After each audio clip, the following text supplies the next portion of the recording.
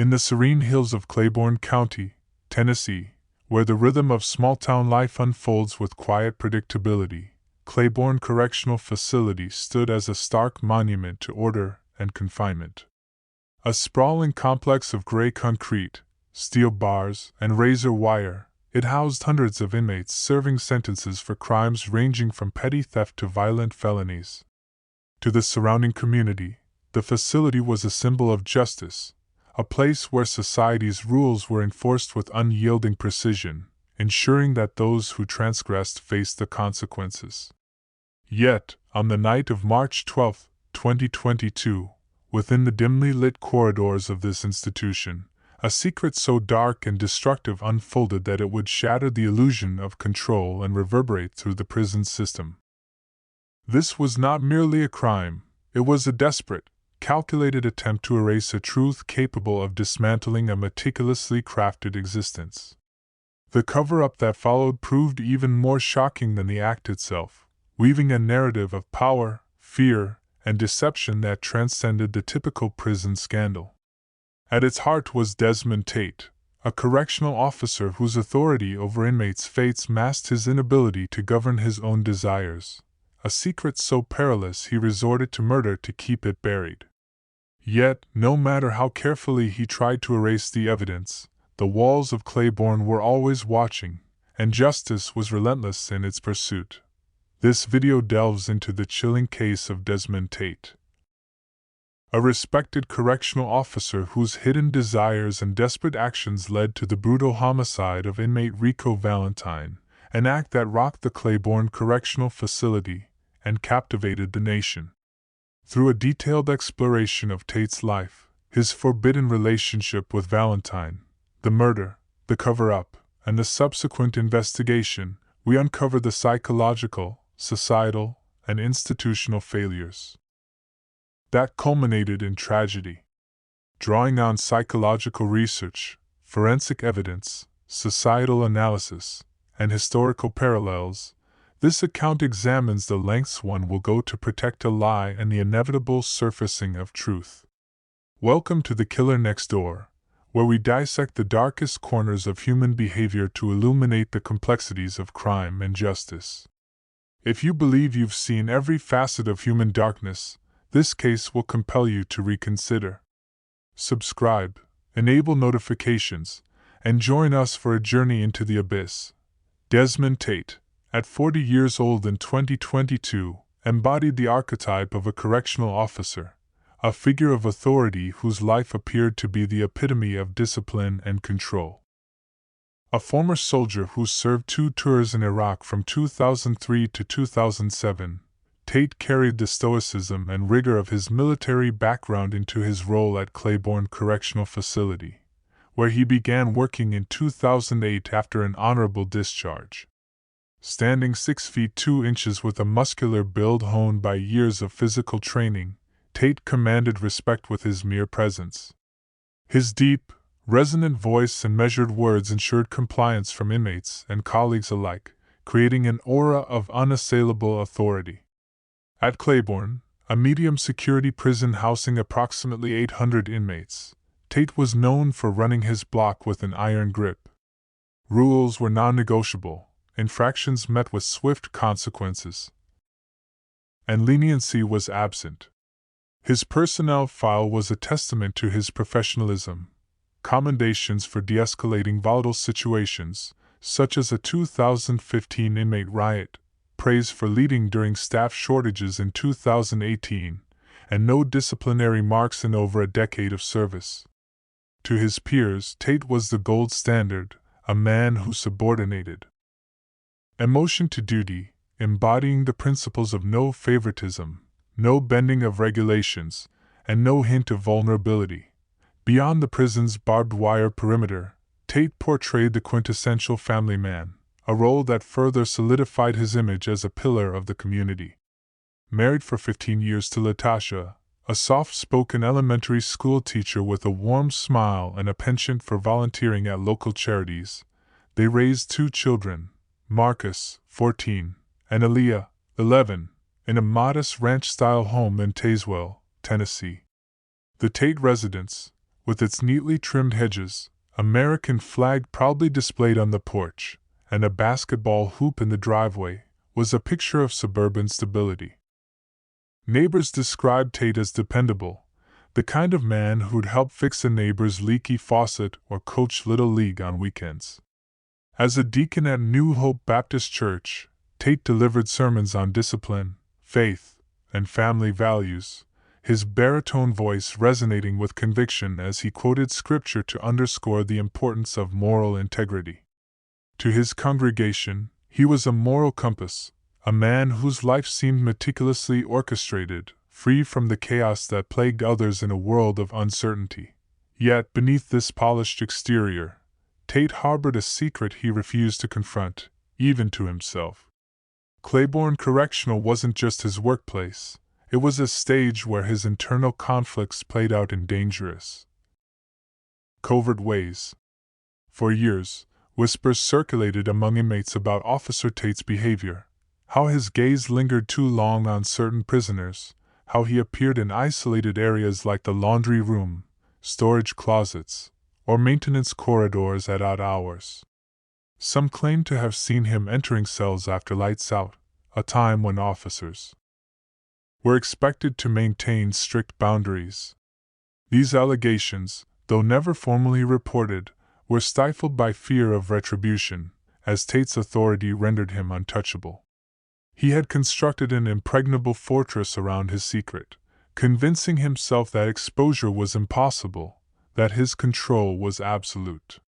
Psychological studies on repression, such as those by the American Psychological Association, suggest that individuals who suppress core aspects of their identity, particularly sexual orientation, often build elaborate facades to maintain social acceptance, but these facades are fragile under pressure. For Tate, this fragility would soon become his undoing, in the rigid hierarchy of Claiborne Correctional. Power was currency, and Rico Valentine wielded it with effortless charisma that set him apart from his fellow inmates. At 29 years old in 2022, Valentine was a figure of fascination and contradiction. His presence was magnetic. He navigated the prison's concrete halls with a swagger that defied the weight of his confinement, as if the steel bars and armed guards were mere inconveniences. Openly gay in an environment where vulnerability could be a death sentence, Valentine refused to cower or conform. His confidence was both a shield and a weapon, making him a target for some inmates and guards while earning admiration from others who respected his defiance. In a place where pride could provoke violence, Valentine carried himself with an unapologetic boldness that made him an enigma, a man who seemed to bend the prison's rules to his will. Before his 2019 arrest on drug trafficking charges, Valentine had thrived in Knoxville's underworld, a world of fast cars, lavish parties, and a network of loyal associates who operated in the city's nightlife. As a mid-level dealer, he moved product, primarily cocaine and prescription pills. With the same ease he moved people, his charm disarming even the most skeptical clients and law enforcement. His arrest stemmed from a sting operation that netted 10 kilograms of narcotics, landing him a 7-year sentence at Claiborne. Yet, even behind bars, Valentine preserved his edge, operating as a fixer within the prison's ecosystem. Need a smuggled phone to contact family? Extra commissary items like cigarettes or snacks? Protection from a rival gang? Valentine could arrange it. His connections extending beyond the walls through contacts in Knoxville and Nashville. Guards resented his influence but often acquiesced, knowing his reach made him a valuable ally in maintaining order. His wit and quick thinking kept him one step ahead of trouble, whether it was dodging a shiv in the yard or negotiating with a corrupt officer for favors. When Desmond Tate first encountered Valentine in early 2020, during a routine cell inspection, the air crackled with tension. Valentine's defiance, his refusal to shrink under scrutiny, grated against Tate's obsession with control.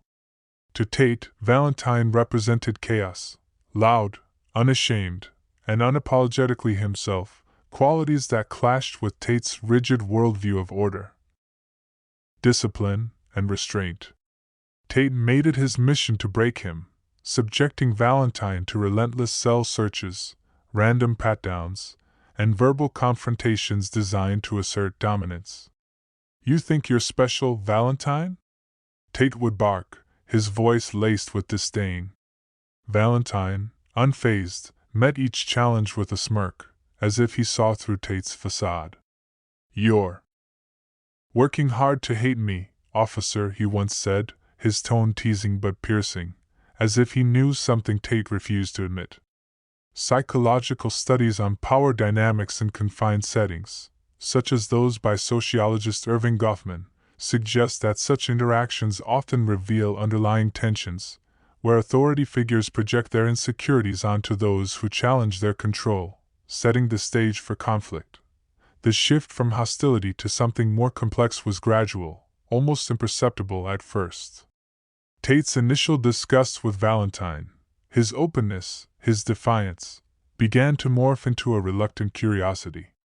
He found himself watching Valentine too closely, noting the way he moved with confidence, the cadence of his voice that carried both mockery and allure, the way his eyes held a challenge that felt personal. Routine patrols became excuses to pass by Valentine's cell block in C-Wing, where he was housed among medium security inmates. Cell searches lingered longer than necessary, Tate's hands hesitating during pat-downs, a fraction of a second too long, his fingers brushing against Valentine's jumpsuit with a tremor he couldn't suppress. Valentine noticed, his eyes glinting with amusement, a knowing smirk playing on his lips. "You got a problem with me, Tate?" he'd ask, the question laced with a challenge that felt like a dare. Tate would deny it, his voice clipped, his face a mask of authority. But the denial felt hollow even to him. One night in late 2020, during a routine lockdown prompted by a minor altercation in the dining hall, the dynamic irrevocably changed. The prison was quieter than usual, the air heavy with the monotony of confinement. After lights out at 9 p.m. Tate was making rounds, his flashlight cutting through the dimness of the cell block, when he heard muffled voices from Valentine's cell, a violation of curfew rules. Frustrated, he stormed in, his boots echoing on the concrete floor. "Silence means silence, Valentine," he barked, his voice sharper than intended. Valentine, lounging on his cot with one arm behind his head, looked up with that infuriating smirk. "Just keeping myself company, officer," he replied, his tone light but provocative. Tate stepped closer, too close, the narrow cell shrinking around them. Valentine rose, closing the distance, not touching but near enough for Tate to feel the heat of his presence, the faint scent of soap and sweat. The moment stretched, charged with unspoken possibilities. Tate's pulse raced. He should have walked away, reported the violation, and moved on. Instead, he stood frozen, caught in Valentine's gaze, which held neither fear nor submission but something far more dangerous, understanding. "You're scared," Valentine whispered, his voice low, not accusing but stating a fact. "Not of me. Of you?" The words pierced Tate's defenses, igniting a flare of anger that masked the truth they carried. He grabbed Valentine's collar, yanking him up from the cot, a mix of fury and confusion boiling over. Valentine didn't resist, just held his gaze, that smirk never wavering, as if daring Tate to act on the tension that had been building for months. And then, in a moment that defied logic, reason, and everything Tate believed about himself, his lips crashed against Valentine's. It was raw, desperate, a collision of years of repression and forbidden desire. Valentine matched his intensity, hands gripping Tate's uniform, pulling him deeper into the abyss. For the first time in his life, Tate surrendered control, and he craved it, the release of a burden he'd carried since adolescence. What followed was a series of clandestine encounters over the next 18 months. Late-night checks became prolonged exchanges in darkened corners of the prison, storage rooms, maintenance closets, blind spots in the camera grid where aging equipment failed to capture movement. Tate told himself it was a mistake, a momentary lapse, a sin to be confessed and forgotten. But each meeting deepened the entanglement, the thrill of the forbidden outweighing the guilt. Valentine, ever perceptive, pushed boundaries, teasing Tate into admitting what he couldn't face. "You're not as straight as you think, officer," he'd say, half joking, half probing, his words cutting through Tate's denials like a scalpel. Tate's responses grew weaker, his internal conflict raging. He was a man of faith, a husband, a father, yet here he was, risking it all for something he couldn't name. Psychological research on internalized homophobia, such as studies by Gregory Hurek, highlights how such conflicts can lead to destructive behaviors, as individuals grapple with desires that clash with societal or personal expectations, creating a pressure cooker of shame and denial. Secrets in a prison are like sparks in dry grass. They spread quickly, fueled by the claustrophobic environment where every glance and whisper is scrutinized. By mid-2021, inmates began to notice the shift in Tate's behavior, his lingering presence near Valentine's cell. The hushed conversations during headcounts, the charged glances exchanged in the chow hall. Whispers circulated through the yard and common areas. Tate's got a soft spot for Valentine. Something's off with those two. Officers picked up on it too, exchanging knowing looks when Tate volunteered for Sea Wing's overnight shifts, a pattern that deviated from his usual rotation. The prison's rumor mill, a blend of inmate gossip and guard banter, was relentless. "Yo, Tate, you and Valentine tight now?" An inmate called out during recreation, prompting snickers from others. Tate's face would harden, his authority reasserted with a sharp command, but the comments lingered, each one chipping away at his carefully constructed facade. In September 2021, Sergeant Willis, a 20-year veteran guard with a no-nonsense demeanor and a reputation for spotting trouble, pulled Tate aside after a shift in the break room. "People are talking, Tate," he said, his voice low but firm. Warden's ears are perked. Inmates too. "You're spending too much time with Valentine. Watch yourself." Tate brushed it off, his voice steady, his eyes avoiding Willis's. "Just doing my job, Sarge," he replied, but the warning gnawed at him, a splinter in his mind. Paranoia set in, a creeping dread that his carefully constructed world was fraying at the edges. He tried to distance himself, avoiding Valentine's block, cutting off contact, refusing to acknowledge the lingering tension. But the pull was too strong, the secret too heavy, like a weight dragging him underwater. Each avoidance only heightened the stakes, like a rubber band stretched to its breaking point. The prison's ecosystem, where nothing stays hidden, began to betray him. Inmates started making bolder comments, testing Tate's authority. "Got a favorite in here, officer?" Officers noticed his distraction, his once impeccable focus slipping during roll calls or contraband sweeps. The stress manifested physically, sleepless nights, clenched fists, a tightness in his chest that felt like a heart attack but was pure anxiety. Then came the health scare that would change everything, a catalyst that transformed whispers into a deafening roar. In early 2022, Tate woke one morning drenched in sweat, his glands swollen, his joints aching as if he'd run a marathon. He attributed it to stress, the weight of his double life bearing down like a collapsing ceiling. But the symptoms persisted: fatigue that wouldn't lift, headaches that blurred his vision, unexplained weight loss that hollowed his cheeks and made his uniform hang loose. Latasha noticed, her concern laced with suspicion as she watched him push away meals or snap at the children over minor infractions. "You're not yourself, Desmond," she said one evening, her voice soft but insistent. "You need to get checked out." The words hit like a hammer, forcing Tate to confront what he'd been avoiding. At the prison's medical unit, a sterile room smelling of antiseptic, He submitted to a fourth-generation HIV test, a routine procedure for staff exposed to bodily fluids in altercations. The test, capable of detecting both antibodies and antigens even in early infection, required only a small vial of blood. The nurse's perfunctory demeanor did little to ease his dread. "Just a precaution, Officer Tate," she said, but the words felt hollow. The wait was agonizing, 3 days of spiraling thoughts, each worse than the last. Tate replayed every encounter with Valentine, every moment of intimacy, searching for clues he'd missed. When the results came on February 20th, 2022, positive, his world collapsed. The doctor, a middle-aged woman with a clinical tone, explained treatment options, viral loads, and CD4 counts, but her words faded into static. Tate's mind fixated on one name, Rico Valentine.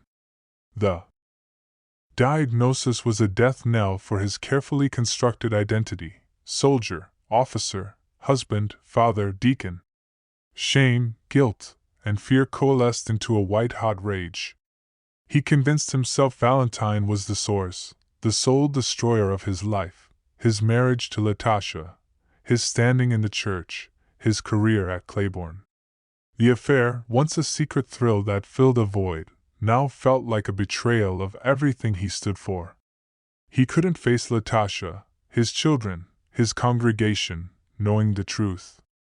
Worse, he couldn't face himself, the mirror reflecting a stranger who had violated his own code.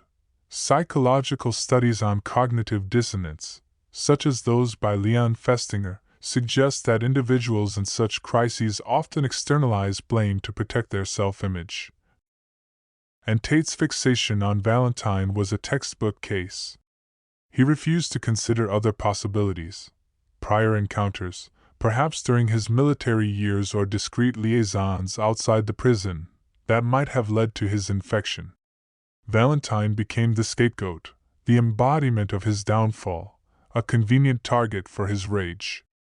A dark thought took root: told himself it was the only way to reclaim control, to protect his family, his reputation, his very identity.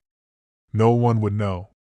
At 10:15 p.m., he began his shift, his uniform pristine, his demeanor calm, but beneath the surface, a storm raged.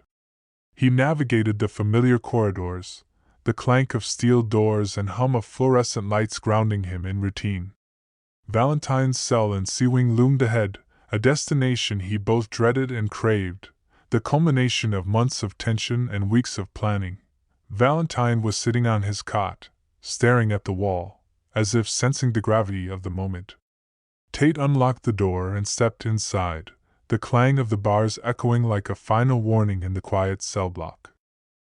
Valentine looked up, his familiar smirk flickering, but his eyes held a wariness that hadn't been there before.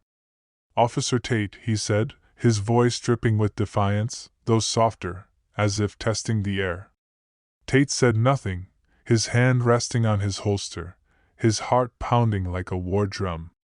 Valentine stood, closing the gap between them, his posture relaxed but his gaze sharp, testing as always. "What's this? Back for more?" he asked, the words a taunt that carried the weight of their shared history. Tate's voice broke, trembling with a fury he could no longer contain. "You ruined me, Rico," he spat, his timbre quivering with a mix of anger and desperation. "You infected me. You made me do things I never should have done." Valentine's smirk faded, replaced by a flicker of understanding, a recognition of the danger in Tate's eyes. "Desmond, you didn't have to," he began, his voice softening, a rare moment of vulnerability. But Tate cut him off, his words spilling out in a torrent of desperation. "I had everything: family, career, respect. You took it all." His hand drew the service weapon, a standard-issue 9mm Glock, the motion swift and final. The shot rang out, a deafening crack that reverberated through the confined space of the 8-by-10-foot cell. Valentine collapsed, blood pooling from a chest wound, his eyes wide with shock as he gasped for air. He tried to speak, a gurgle of words that never formed, as life ebbed away. Tate stood over him, the gun heavy in his trembling hand, his mind reeling with the reality of what he'd done. He had crossed a line from which there was no return. Forensic ballistics later confirmed the bullet's trajectory, point blank, directly through the heart, with no signs of a struggle, contradicting any claim of self-defense. Tate's military and correctional training kicked in immediately, his instincts overriding the panic threatening to consume him. He wiped the gun with a cloth from his pocket, ensuring no fingerprints remained, and locked the cell door behind him. He radioed the control room, his voice steady despite the adrenaline coursing through him, reporting the incident as a routine response gone wrong. Inmate Valentine became violent, lunged at me. I had to act in self-defense. His story was plausible, backed by his spotless record and calm delivery. A performance honed by years of maintaining authority under pressure. The initial internal review, conducted by Claiborne's administrative team, cleared him within 48 hours, citing no irregularities in security logs or witness statements. The prison's culture, where officers' accounts were rarely questioned, worked in his favor, initially, but the prison's ecosystem, where nothing stays hidden for long, began to betray him. Inmates, attuned to the subtlest shifts in power dynamics, whispered among themselves their accounts. Reaching Detective Janelle Harper, a tenacious internal affairs investigator with a reputation for rooting out corruption. Harper, a 35-year-old former patrol officer who transitioned to investigations after exposing a bribery ring in a neighboring county, was known for her sharp instincts and refusal to accept surface-level narratives. Assigned to review Tate's case after anonymous tips from inmates, she sensed foul play from the outset. Tate's composure during questioning was too polished, his story too neat, as if rehearsed to cover every angle. She dug into his history with Valentine, uncovering reports of unusual familiarity, late-night visits to Sea Wing, private exchanges in the laundry room, lingering glances in the chow hall that other officers had noted but dismissed. Inmate Charles Chucky Martin, a 42-year-old lifer serving time for armed robbery, provided a damning account that cracked Tate's facade. From an adjacent cell, Martin overheard Tate's pleas before the shot. "You can't ruin me, Rico. You've taken everything." His testimony, delivered with the weary candor of a man with nothing to lose, painted a picture of a personal vendetta rather than a professional altercation. The most critical blow was the security footage, or lack thereof. Cameras outside Valentine's cell, part of an aging system prone to glitches, had been disabled for precisely the 7-minute window of the shooting. A deliberate act traced to Tate's access codes through digital forensics conducted by a cybersecurity specialist. The codes, unique to each officer, were logged when Tate accessed the system. Hours earlier, ostensibly to check camera functionality, a claim that fell apart under scrutiny.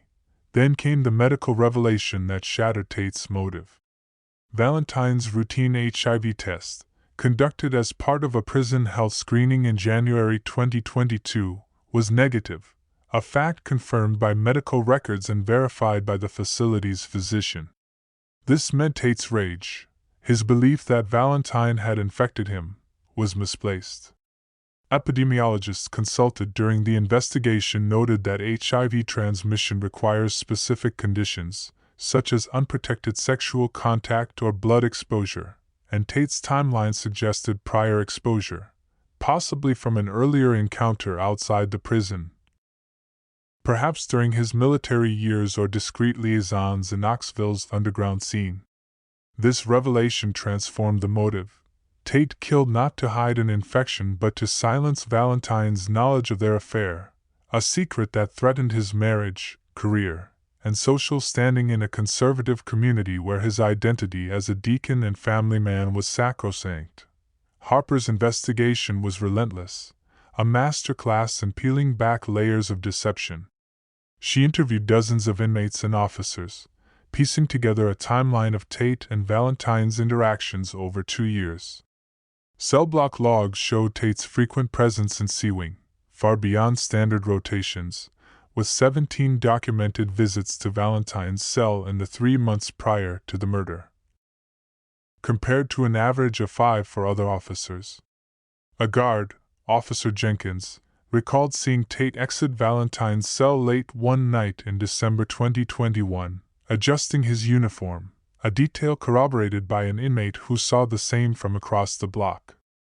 Jenkins, initially hesitant, admitted to Harper that he'd suspected something inappropriate but feared reporting a superior. Chucky Martin's testimony was pivotal, his account of Tate's threats, "You can't ruin me," providing a direct link to motive. Harper also uncovered a pattern of Tate volunteering for overnight shifts in C Wing, a choice that aligned with Valentine's isolation periods, suggesting premeditation. The tampered footage was the linchpin. Cybersecurity experts from the Tennessee Bureau of Investigation confirmed the system had been accessed using Tate's credentials at 8:47 p.m. on March 12, disabling cameras for exactly 7 minutes, from 10:14 to 10:21 p.m., the precise window of the shooting. Tate's explanation, that he was checking camera functionality, was debunked when logs showed no prior issues and no other cameras were affected. The negative HIV test was the final blow, reframing the murder as an act of panic to protect Tate's reputation rather than a response to a health crisis. Harper's findings painted a picture of a man whose life was unraveling, driven by shame and fear to commit an unthinkable act. Tate's arrest on April 3, 2022, sent shockwaves through Claiborne County and beyond. Media outlets descended on Tazewell, headlines screaming of the fallen officer, prison guard turned killer, Knoxville News Sentinel, scandal rocks Claiborne Correctional, Tennessee Tribune. The story captivated the public, a tale of betrayal and hypocrisy too salacious to ignore. Latasha, devastated by the affair's exposure, left with Marcus and Aaliyah, moving to her sister's home in Chattanooga. She refused to attend the trial, unable to reconcile the man she loved with the murderer he'd become. In a televised interview with a local station, Marcus, tears streaming down his face, said, "He was my hero. He taught me right from wrong. How could he do this?" Colleagues shunned Tate, their respect replaced by disgust. Officer Jenkins, who testified about Tate's suspicious behavior, admitted feeling betrayed. "We trusted him to lead us, not to do something like this." The trial, beginning in October 2022 at the Claiborne County Courthouse, was a media circus, with national outlets like CNN and Court TV broadcasting updates. The defense, led by a seasoned attorney from Knoxville, argued self-defense, painting Valentine as a volatile instigator with a history of drug-related violence. They leaned on his trafficking conviction, suggesting he was manipulative and dangerous, capable of provoking Tate into a corner. But Harper's testimony dismantled their case with surgical precision. She detailed the investigation, the tampered footage, the personal nature of Tate's threats, Valentine's clean HIV status. Ballistics confirmed the shot was deliberate, point-blank, through the heart, with no signs of a struggle, contradicting Tate's claim of a defensive act. Chucky Martin's account of Tate's words, "You can't ruin me," sealed the narrative of premeditation. The prosecution, led by Assistant District Attorney Sarah Coleman, delivered a devastating closing. Desmond Tate didn't just kill an inmate, he murdered a man to bury his own shame, betraying his oath, his family, and an innocent life. After a day's deliberation, the jury returned a verdict on October 19, 2022, guilty of first-degree murder. The judge, a stern veteran of the bench with 30 years of experience, sentenced Tate to life without parole. "You betrayed your oath, your family, and an innocent man," he said, his words cutting through the courtroom's silence. "You chose violence over truth, and for that, you will spend the rest of your life in confinement." Tate sat expressionless, his eyes fixed on the floor, the weight of his choices crushing him. Appeals filed in 2023 cited procedural errors, such as alleged bias in jury selection, but the evidence was overwhelming, and the conviction held through a 2024 review. The ultimate irony of Tate's sentence was his transformation from guardian to prisoner. Transferred to a maximum security facility in West Tennessee to avoid retaliation from Claiborne inmates, Tate entered the system he once ruled, stripped of his uniform, rank, and privileges. Now just a number, TN 472819, he faced hostility from inmates who remembered his authority, a daily reminder of his fall.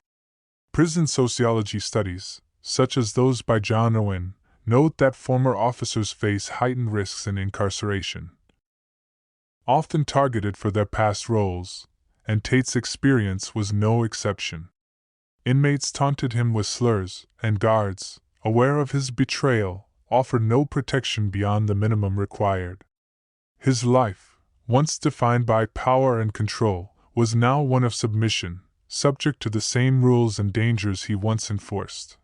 Tate's new reality was a stark contrast to his former life. Gone were the days of barking orders, conducting cell searches, or standing tall in his press uniform. Now, he navigated the yard with his head down, avoiding eye contact, aware that any misstep could provoke violence. Reports from the facility indicated Tate was placed in protective custody for the first 6 months. A precaution due to his high-profile status, but even there, isolation was its own punishment. The man who once controlled others was now controlled, his every move dictated by the system he had manipulated. Desmond Tate's story is a case study in psychological conflict, illustrating the devastating consequences of internalized homophobia and suppressed identity. Research by Gregory Hurek and others in the American Psychological Association highlights how individuals who repress their sexual orientation to conform to societal norms, particularly in conservative environments, often experience profound shame and self-loathing. Tate's rigid adherence to his public persona, soldier, officer, family man, deacon, clashed with his suppressed desires, creating a pressure cooker that exploded in violence. His inability to seek help, whether through therapy, confiding in a trusted ally, or engaging with community resources like LGBTQ support groups, reflects cultural stigmas around male vulnerability and non-heteronormative identities, particularly in rural, faith-based communities like Claiborne County. The prison system's failures are equally stark. Lax oversight allowed Tate and Valentine's relationship to flourish undetected for nearly 2 years, highlighting the need for stricter monitoring of officer-inmate interactions. Training on ethical boundaries, such as mandatory workshops on power dynamics, could prevent such abuses of authority. Psychological support for staff, including access to confidential counseling, is critical in high-stress environments where repression can manifest destructively. Valentine's death underscores the vulnerability of marginalized inmates. LGBTQ individuals face disproportionate risks in incarceration, according to Human Rights Watch reports, with higher rates of assault and discrimination.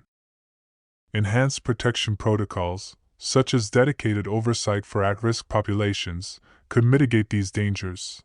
Societally, the case raises profound questions about truth, shame, and the cost of living a lie. Tate's fear of exposure drove him to murder, but what if he had confronted his identity earlier?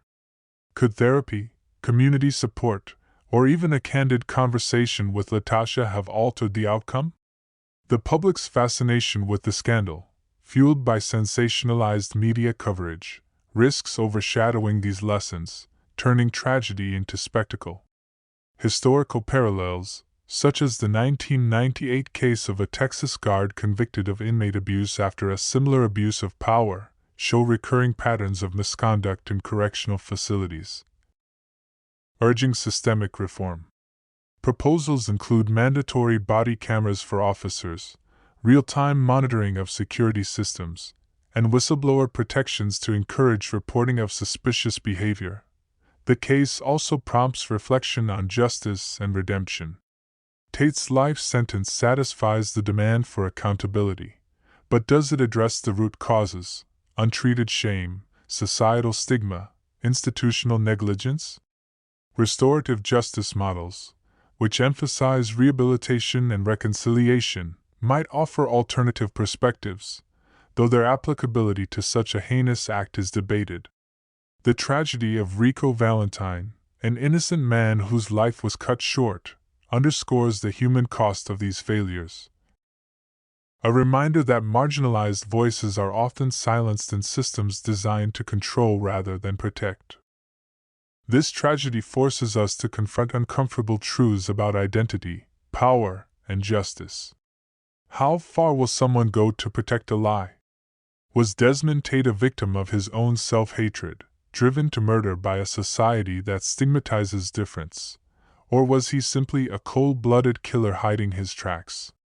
Could acceptance of himself, his desires, have prevented this? What role do institutions play in enabling or preventing such atrocities? Share your thoughts in the comments below, and let us know where you're watching from: Knoxville, London, Sydney, Texas, Florida, Mississippi, Dubai, or beyond. Your perspectives fuel our community's dialogue, helping us unpack the complexities of crime and humanity. If this case shocked, disturbed, or enlightened you, like, subscribe, and join the killer next door for more stories that challenge our understanding of justice, identity, and morality. Hit the notification bell to stay updated on our deep dives into the world's most perplexing cases. Together, let's explore the shadows and seek the truths that lie within.